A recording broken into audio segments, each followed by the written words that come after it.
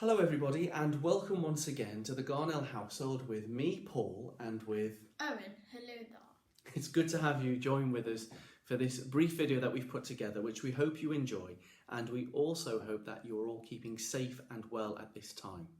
Now, Owen, over the past couple of weeks, has been set a piece of homework, science homework, by his teacher to look at the different themes of light and the different sources of energy and power that we use around our homes day to day. In particular, electricity, and how electricity brings comfort, how it brings pleasure, and how it brings simplicity to our lives. So at this point of the video, you may want to press pause as you think of examples of how electricity is used in your home. And Owen, could you give us a couple of examples? My games console, yeah, the dishwasher, the microwave, and the washing machine. And the washing machine. I think you were going to say the dishwasher too, wasn't you? Yeah. So Owen uses electricity to power his game console, which he uses to socialise with his friends. Now that obviously brings Owen lots of joy and lots of pleasure, which is fantastic. Then he talked about some appliances that make life simpler for us, like a washing machine or like a dishwasher, which means that we don't have to spend time getting our hands wet and dirty doing the dishes or cleaning by hand all the laundry, which is fantastic examples. And something I think of at this time of year that we use electricity for a lot more, particularly when it's dark outside and there's not much sunlight, is we use electricity to power light bulbs. Light bulbs, ping! Yeah, we use lots more light bulbs at this time of year to help us to see in the darkness, which is absolutely fantastic.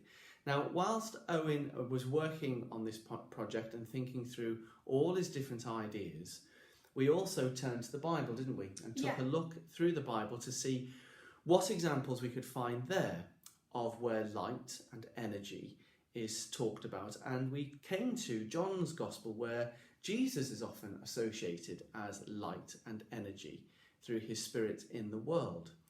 Now, before we continue with that, Owen is going to talk through this wonderful contraption here, this wonderful little invention that he put together, which went one step further, because not only is it a source of light, but it's also a source of communication, isn't it, Owen? Yes. Because you can use this to do what? Morse code. Morse code. You can use the light as a way of communicating via Morse code, which was invented by Samuel Morse. Samuel Morse quite some time ago as a form of communication. And you can have a look online at a Morse code translator or alphabet, and you will see that for every letter of the alphabet there's a series of either dots or dashes which help then form words, and we will be doing that at the end. Now, Owen, do you want to just talk through how you put this together, because I'm sure there'll be lots of people interested out there who might want to do something similar. Sure. So what I did first is, for my base, I got a chopping board, then I got a simple set of fairy lights and a jam jar and stuck that down, and then the wire is connected to the switch, which you can switch on and off at any time. Perfect. And that's how you can use it as a form of communication, can't you? So when we were thinking about Jesus in John's Gospel, we came across this particular verse from John chapter 8, verse 12. And what does it say there, Owen? It says here, "I am the light of the world. Whoever follows me will never walk in darkness, but have the light of life." Which I think is just so wonderful, particularly at this dark time of year, particularly at this dark stage in our lives when we're locked down and perhaps we feel a bit glum and a bit miserable. But we always remember that Jesus is the light of the world, and whoever follows Christ will never walk in darkness, but will always have the light of life. And I think of a 4-letter word that when I go and switch the light off and you're going to then communicate through your Morse code contraption, follows on perfectly with the light of life comes.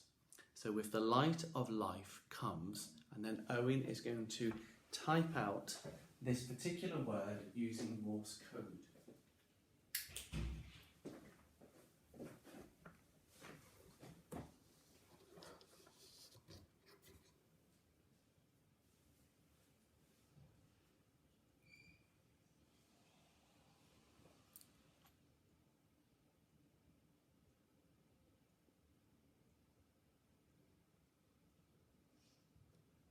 And what does that word spell?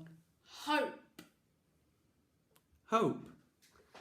We all hope that you have a wonderful rest of the weekend, and we hope you enjoyed this video.